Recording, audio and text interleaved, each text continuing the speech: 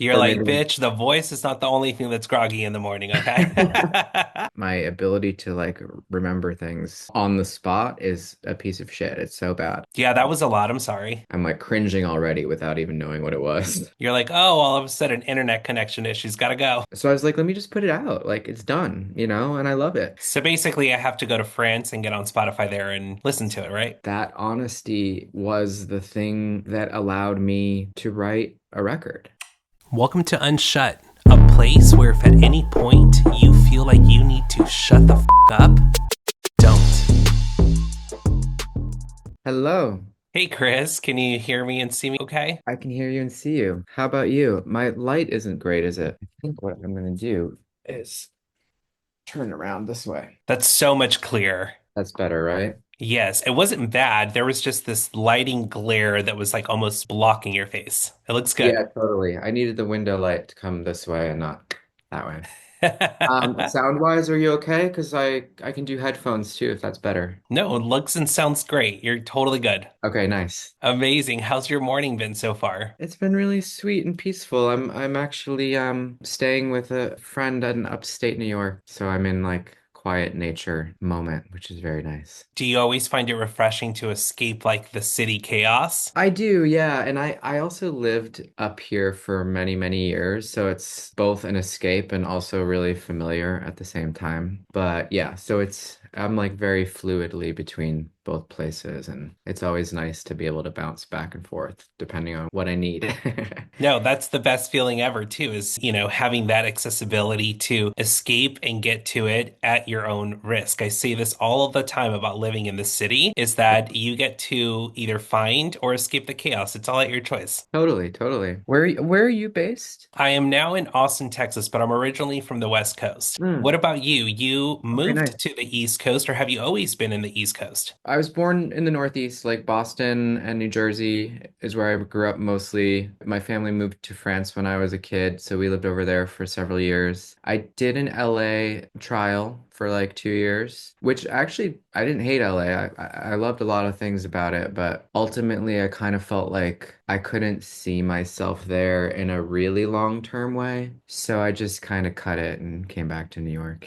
No, totally. Nothing wrong with that. But I want to go back to France real quick. First of all, that is the coolest thing ever. Was living in France impactful to you, or were you so young that it kind of just like went over your head, if that makes sense? Oh, totally. Yeah, no, it was very impactful. I was really like at a great age. I was about 7 or 8 years old when we left the US. I had already been just coincidentally in the US. I was in a French immersion program for my first couple years of grade school. So I was already quite fluent in French. We moved over there. I went right into French school. We lived there for until I was about 12 years old. It's where I studied piano classically with the best teacher that I ever had. It's where I started singing as well, and I was listening to a lot of different kinds of music. I was listening to like French, pop music. I was listening to a lot of classical music, and I think between all of that and the age that I was, it really became like a part of my artistic makeup. No, Yeah. for sure. Well, listen, before we talk about music and we talk about this new project that you just released recently, I want to talk about this a little bit more because I am extremely, genuinely fascinated by it. Has it ever crossed your mind to do like a crossover French only album? Well, I've released a couple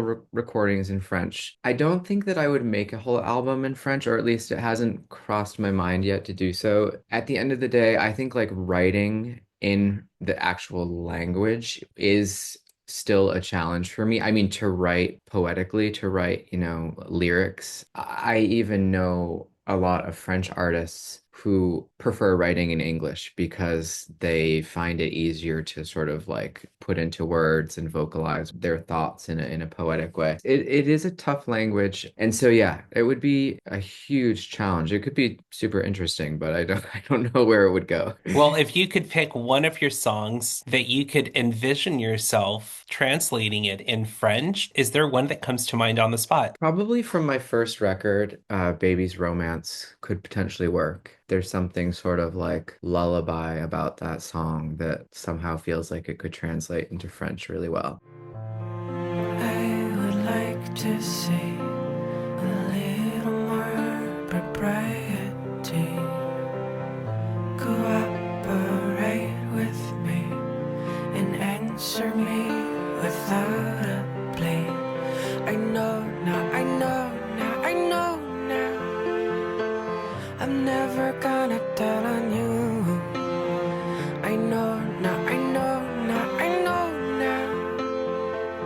I'm never gonna doubt on you. Another song from my second record, which is like one of my most streamed songs, but looking back on it, I feel like it's very kind of like childlike to me. It's called Fireflies. I was so young when I wrote it, but I did translate that into French with some help from a friend, released that. It's like on French Spotify and French digital platforms. So basically, I have to go to France and get on Spotify there and listen to it, right? Yeah, yeah. Amazing. Well, I promise I'll drop it. I'm pretty sure you're probably like, move the fuck on, dude. France was so back then.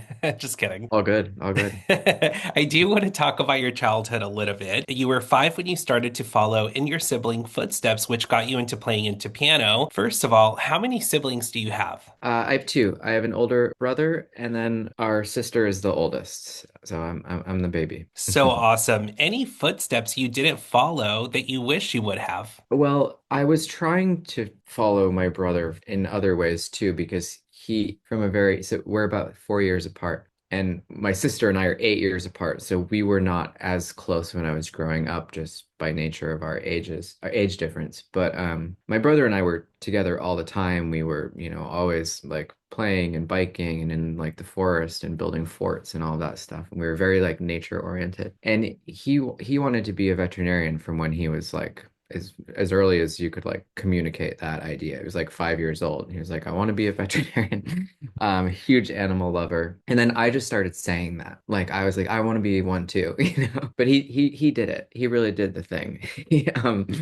And I'm not saying that I should have or wanted to completely actually be a veterinarian, but that's a pretty like admirable thing to conquer and to really like do for your whole life. Yeah, I don't know. That's a cool one. I don't know. I can't think of anything else. Well, I love them all so much. We're all very different. We all have led very different careers and paths in life. Yeah. No, that's amazing. Well, I'm definitely going to role reverse with you because something that I wanted to ask you just to kind of put you on the spot, just to kind of get your creative juices flowing.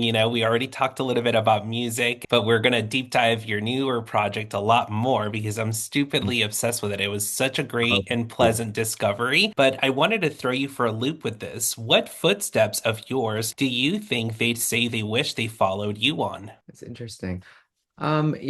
One thing is probably maybe travel. I think that part of going into music for me was not only because it is a passion and was a passion from when I was really young, but when I got a little older and I started to see that it was something that could become realistic, I started touring, and that became a way for me to travel the world. I didn't really have any money, but I was being, flown around, or at least I was getting paid to get somewhere. And so I feel well traveled, and that might be something that is inspiring, or something that, footsteps that they may want to follow. I'm just grabbing my coffee behind me.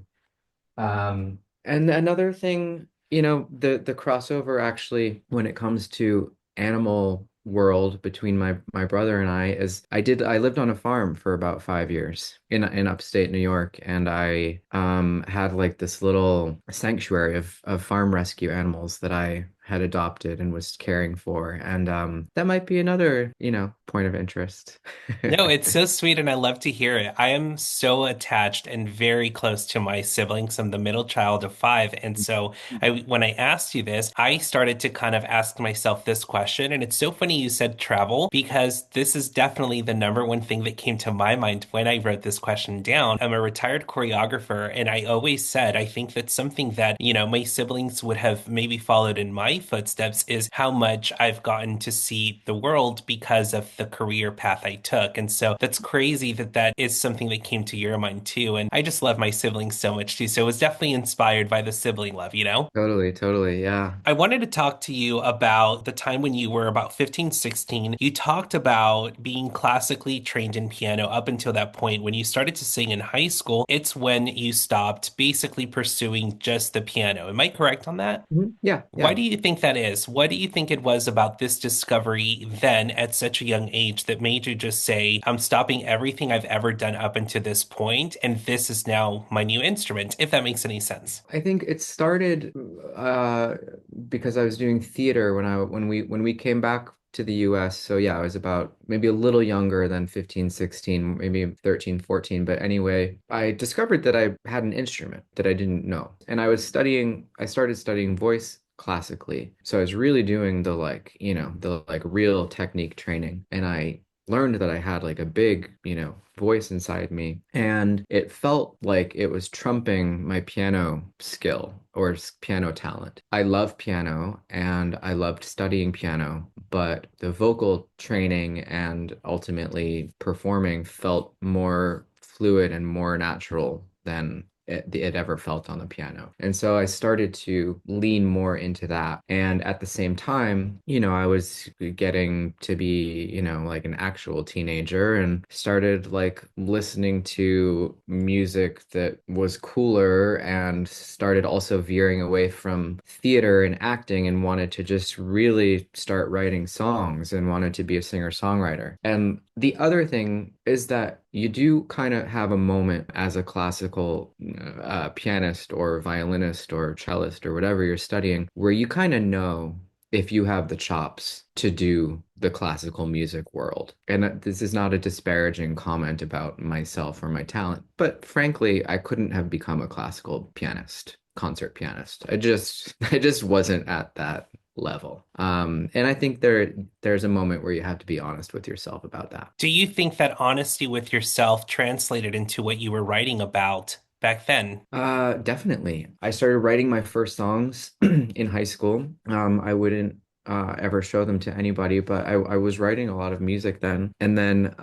when I went to Berkeley Music in Boston for just one semester and then ended up moving to New York City. But in that semester and year of living in Boston, I started really working on the first collection of songs. And I think that I realized early on, I'm probably about 18, 19 at this point, that really honest, like not overly thought, scrutinized lyric was the thing that was propelling me and started really like actually writing songs that felt like real songs for the first time, It still took a few years before I would finish my first record, which I made in New York City. I think it was about a 3 or 4 year trajectory from beginning to end. But my producer was also waiting for the better songs to come along, and that honesty was the thing that allowed me to write a record. And I've still like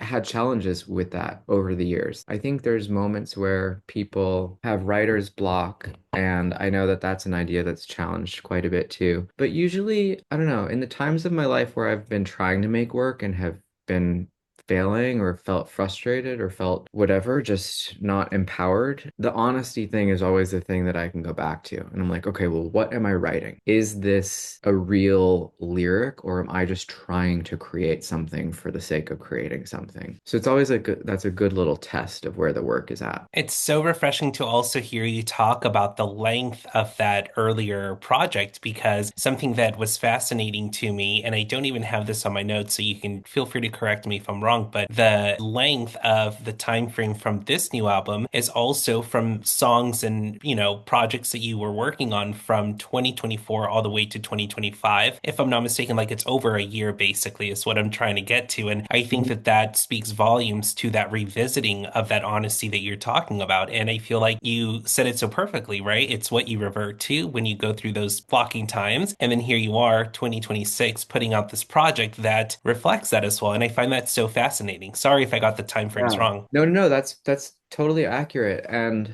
it also made the release, this release, like much more fluid than pretty much anything else in the past because of what you're saying, that time that it takes to build an album, and then the time that you're also, in the pre-release period once it is even done. It's so often with artists and bands that several years have passed since they started writing those songs or making that work. And you're often in a different place. And you're kind of like trying to interview about about this record, and you kind of feel like you're beyond it a little bit a lot of the time. And it's a super common, problem. I'm sure it happens in dance and other, art forms as well. I think everybody kind of has some experience with that delay. It's weird, but this is a fresh record for me. So I didn't even realize until you just brought that up how close I still am to it. Well, listen, we couldn't segue any better because I want to talk about this new album that I really, really enjoyed discovering. But before we talk about the music, I want to talk about the cover art real quick. In the Reverse album cover, is there a connection to Brooklyn under the Williamsburg Bridge where you played 18 years ago? Like there's almost like a connection between you being this adult version of yourself on top of a Brooklyn building, if I'm not mistaken. Hopefully, I'm not fucking any of this up, but No, there's you're right. almost this connection to before you even listen to the song, right? It's reverse. It's also the opening track. Then this image, it's almost like honoring those earlier days if you were to go into reverse to those days where you were playing in Brooklyn. Does that make any sense to you? Yeah, yeah, totally, totally. When I was writing a quite long kind of release day caption,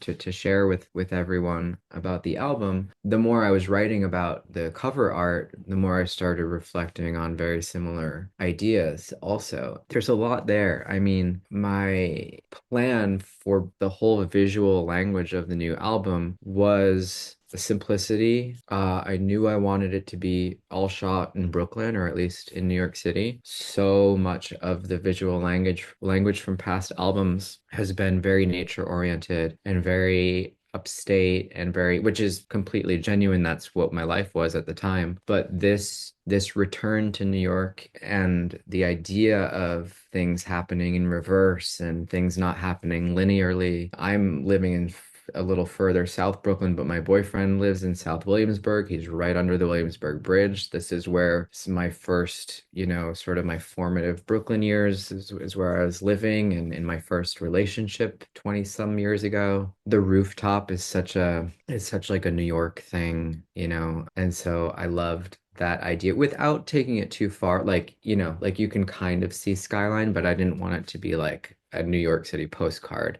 It's still like chill and like reeled in. Fashion wise, I didn't want to try too hard to do anything. I just wanted everything to feel really normal and organic and get a little snapshot, like almost like a Polaroid, of what my life is right now. Well, that's such a good way to explain it because that Polaroid feeling is exactly what I got from just looking at the album cover art. And then, of course, something I did things so differently with prepping for this interview, which is not something I usually ever do. First of all, I think it was the last name that I was just like, how the fuck do you pronounce the last name? So let me go and do some research real quick. I think it's Mhm. where I went down like the deep hole and I, went to go research you before I got into the music. And it was the album cover, the name. And then I found this interview from over 18 years ago where you were talking about the Williamsburg Bridge. And I was just like, oh my gosh, like, wait a minute, there's something here with just the title, the cover, Yeah. what he said in this interview, but then what he said 18 years ago. And I'm like, okay, this is actually fascinating. And then I went down the deep dive in the music. And so I was so almost like geeking out to ask you about this connection. But I Yeah. think you said it so perfectly. I think that capturing not like the cliche of the city, but something so personal, so intimate, it's right there. And whether you did it intentionally or not, it's still there. And I think it speaks volumes when you do something that truly speaks to you. You don't have to over explain it. You don't have to come onto a show and That's talk right. about it so deeply because it already translates to that because you were honest with it. And so I'm connecting those dots. And so I was freaking out a little bit. So thank you so much Yeah. for sharing that for sure. Yeah, yeah, yeah. Thank you for your attention to it. That's so cool. I'm wondering, I'm scared but curious what interview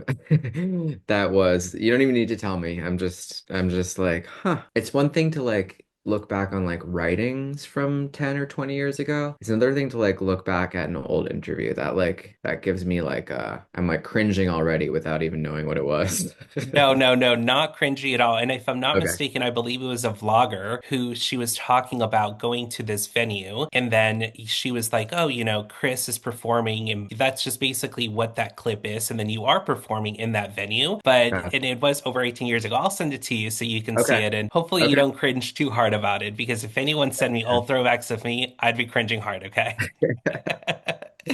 But I wanted to also talk about the first single or the first song that you dropped from this project. It wasn't Reverse. Why Goldmine as the first release? It was the first one that we finished for the album. I wrote one song on the album before Goldmine. I wrote Off the Ring. But about 2 months later, I woke up and wrote Goldmine almost in a day. And when I started working on the production for it, or pre-production just at my own home studio, I was going a little crazy, like like good crazy. I was like, wow, this is not what I thought I was going to write. I was getting really excited about having a song happen really naturally that felt kind of poppy and more accessible than what I make most of the time. And that it wasn't forced and I wasn't trying to do that. There was no exercise of me trying to do that. It was just what I wrote. As soon as that happened, and then it did go into like real studio production, it just kept getting bigger and bigger and felt like this it felt like it was starting to inform the whole album. So I wanted to get it out into the world. It's always,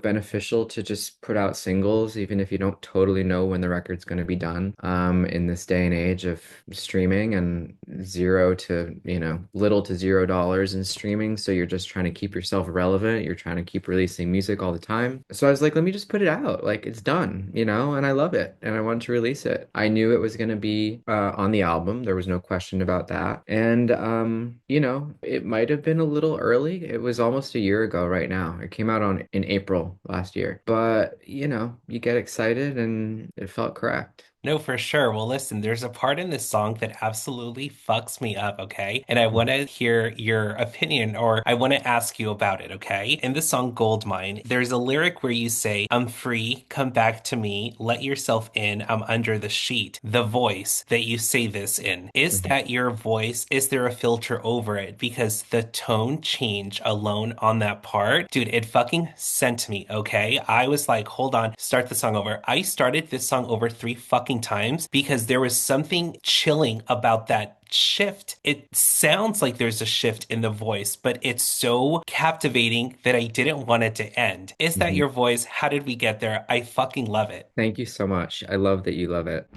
I'm free, come back to me. I'm all alone, let yourself in. I'm under the sheet. Mm, mm. Say I'm a bullet, baby, and you're an arrow flying free. Ships align and you, baby, you entwine me in you. It is my real voice. There's no filter on it. I mean, there's some mixing, just regular stuff where you EQ and, there's like a little bit of reverb, but there's no, morphing or distorting of the voice. Two things are going on just on like a sonic level. One is it's the lowest register that I have.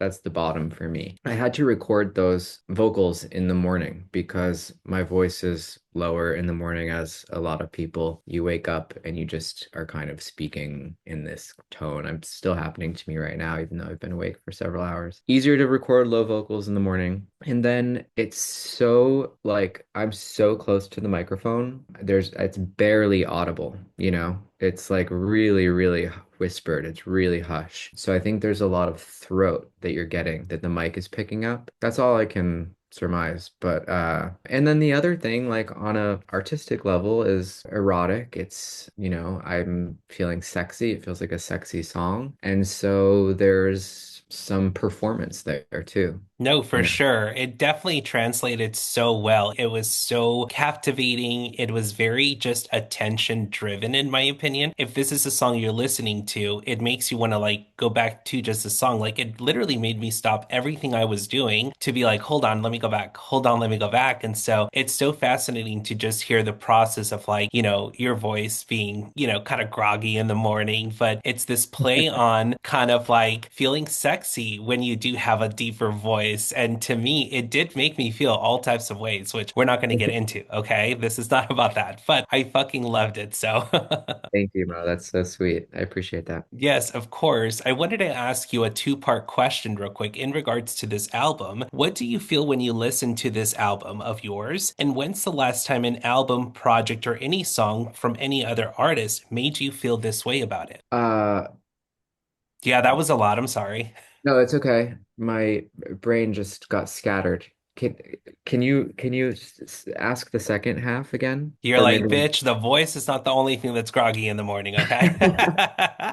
I'll ask you two separate times. So the first part of Okay. the question is, what does this album of yours make you feel when you listen to it? So, we were just talking about like that this is still pretty like fresh out of the oven and how kind of unique of an experience that is for the release period. So I thankfully am still like in the headspace where I can actually listen to this record and enjoy it. I don't really listen to my music very often. I especially don't ever listen to an album of mine from start to finish. I've still been able to do that a little bit in the last month.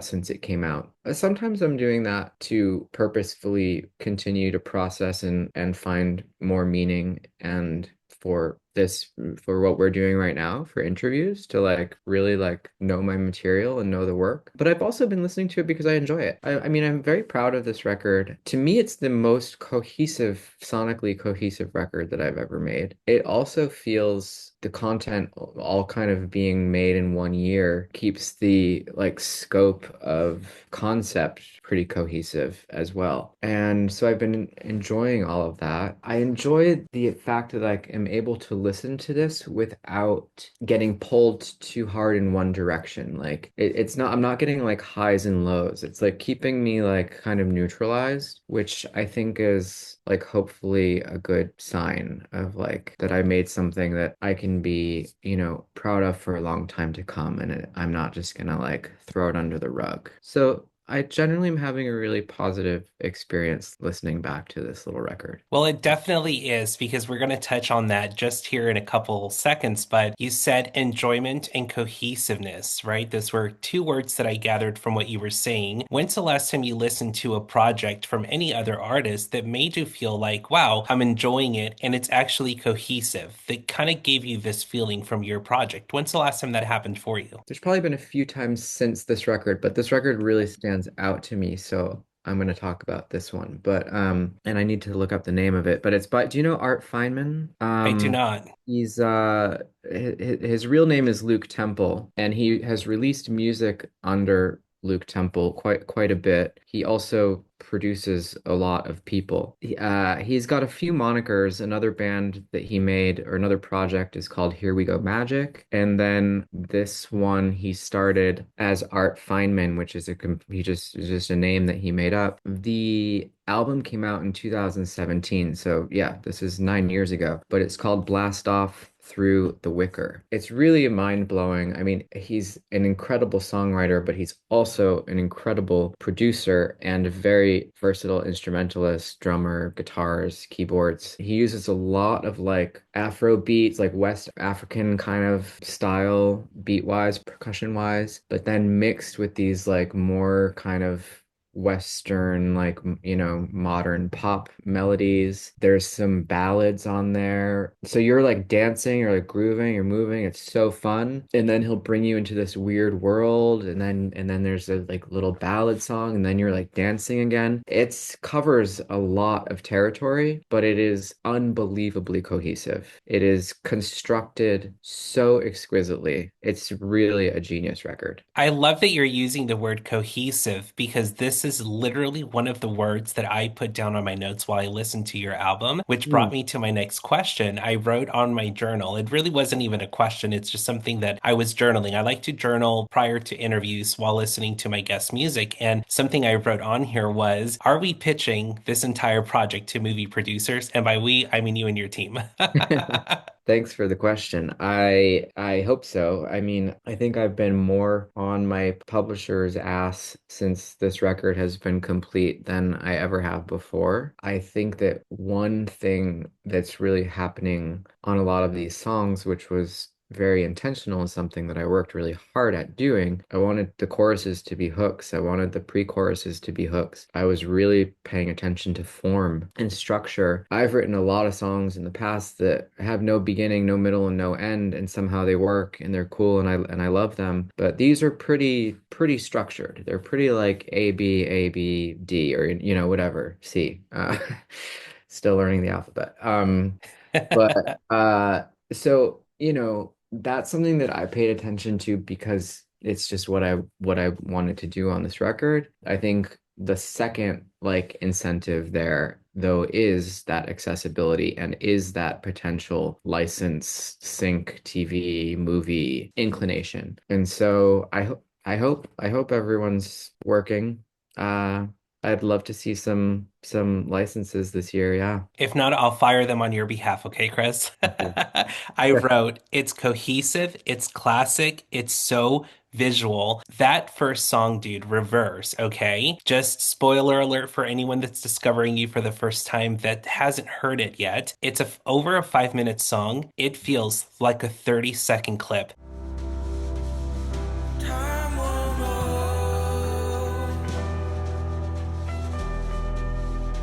us a damn thing. Not even a no.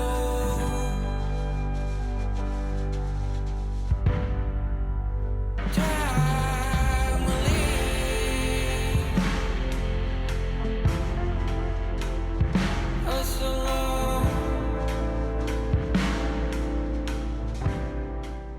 That is how much it took for it to make me feel like I was somewhere else. And again, I told you, having to go back to it, that grabbing feeling in this entire project is there throughout every single track. You almost get lost in it. And that's why I'm like, someone better be fucking working overtime to get this somewhere because it's too visual not to be placed in movies. So that's my feedback to you. I'll fire them on your behalf if I have to. So much. I That's wanted great. to ask you about your earlier awakening of music before we start to wrap things up real quick. You've talked about Elliott Smith being one of your musical awakenings, and I wanted to ask you, is there any new music that has happened as an awakening now as an adult? Oh, that's a great question. Let me rack my little brain. I'm sure there has been. It's so hard to remember anything. This is where my interview me as an interview subject goes a little wonky because my ability to like remember things on the spot is a piece of shit. It's so bad. You're But totally I'm good. I'm like literally like flipping through some music right now just to like try to so I don't not answer this question in a nice way because it's important.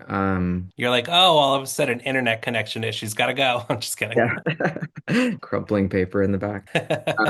I mean, I think what I will say before I can totally answer that question is people that preceded like discovering Elliott Smith was like because I think Elliott Smith, I was probably about a freshman in high school, or like however old you are, like 15 or something. But before that, when I was still quite a bit younger, was Nina Simone. And that was like, I was probably like between 10 and 12, something like that. I was still living in France at the time. It might have been a piano teacher that showed me her. And, Nina Simone for me at that age, especially, was so crazy because I was studying piano classically. And here she was like this unbelievable pianist, especially of Baroque music. And then I was doing musical theater stuff at the time. She had all of this like theater music and so much theatricality. Then, I started studying jazz. She's like a complete, like virtuoso jazz pianist. She was just doing everything compacted into one song or one collection of songs. And that allowed my brain to start opening up in ways that you can't train. It just happens. And so I think that by the time, I got to someone like Elliott Smith or, later Cat Power, who are obviously completely different, but they all play a role in like how your brain starts stacking in influences and inspirations. Um, 100%. I remember when I first started getting into Bill Callahan, what a big epiphany moment I had, especially his lyric writing. Also, a little later in life was oh my God, sorry. There you're good. Will Oldham was, a moment. Yeah, I See a Darkness, the Bonnie Prince Billy project. That was all like huge for me, and that was probably another decade after I was already releasing albums, like, mid to late 20s. Those are artists. I mean, I would say that Will Oldham, despite being like such a big moment for me at that point in my life, I do not listen to him so much now. I think there's like a worn out moment for me on The Darkness. Actually, same with Elliott Smith. I can like put on a couple songs here and there by Elliott Smith. It's rare that I will like actually listen to a whole album from beginning to end at this point. There's so much nostalgia that's caught up with it, and not always in like the sweetest way. So I sort of I take care around those artists to know that they're like in my heart, but they're not always like in my, on the speakers. No, it makes sense. And I think sometimes it's healthy to just shuffle your shit anyway because you don't sit on something too long, but it does kind of keep this like, spontaneous side to all of the feelings that you can feel in one sitting listening to music. And so I absolutely love that. Something else I wanted to revisit with you real quick before we close out is in a previous interview, you talked about when you're younger, you tend to write a little bit more selfishly. This was about 16 years ago, I believe. You were talking about taking the focus off of you when it came to your writing. And this prompted me to ask you, what is one thing that comes to mind today in 2026 that you're taking the focus off of today? Interesting. I mean, I just want to quickly say that regarding those earlier statements that I made about taking the focus off of myself, they're curious. I'm a little suspect because I think that what I was doing, but I didn't realize that I was doing it, was I was really like dissociating. I was like really trying to detach from myself. I was quite like, worn out on my own experiences and feelings. And I think that I didn't really want or not even, it wasn't even about desire. I didn't have the energy. I didn't have it within me to write deeply about myself anymore. So I made Winter Games in 2013, which was an exercise in memory where I collected people's earliest memories of winter and tried to write songs with those memories. Inadvertently, you do start writing about yourself anyway. It's kind of hard not to, but and then the same with the album that came out a few years later called Yours. I kept trying to find other topics, other subjects to make it less self-focused and less autobiographical. And I don't disparage any of that work either, but all is to say is that I see what I was doing, and I don't know if it was the strongest choice, but those are the choices that I made at the time. And then with regard to the other part of the question you asked, what would I be in 2026 taking the focus off of? Is that what you asked? Yeah. I'd say what I'm taking the focus off of now within my life, and which is reflected in this work, in this record, is taking the focus off of chaos and horror and darkness. I don't enjoy focusing on chaos and darkness anymore. I mean, it's one thing to make your work, but in my life, I'm really focusing on presence and unfocusing on the past. I don't want to live there anymore. It doesn't offer anything. It is not helpful. I've overly processed so much of the past that I just don't feel that that's necessary anymore. No, for sure. And I think so many of us can relate to that. And if not, it's such a good reminder to not dwell and sit on the past so much and to really be present. And I absolutely love that message. One last question for you, Chris. I wanted to ask you, which song on this album do you think honors the earlier stages of your music, if you had to pick one? Probably China Shop. That song has this, well, I replaced it with guitar, but in the middle of the song, you have this little piano interlude, and it's a waltz. It's in 6/8. There's a little like kind of classical, jazzy sounding little nostalgic kind of piano interlude that feels very much like something I would have written 20 years ago. And then, yeah, the song is also like the most kind of folky Americana song of the 8 tracks. Yeah, I would say that's the most like my early days.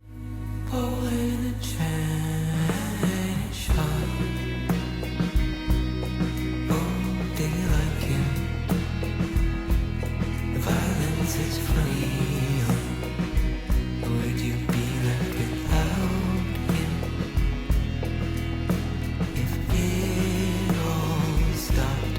Remove the shroud, no scrim, no low, no top, it all frozen midair.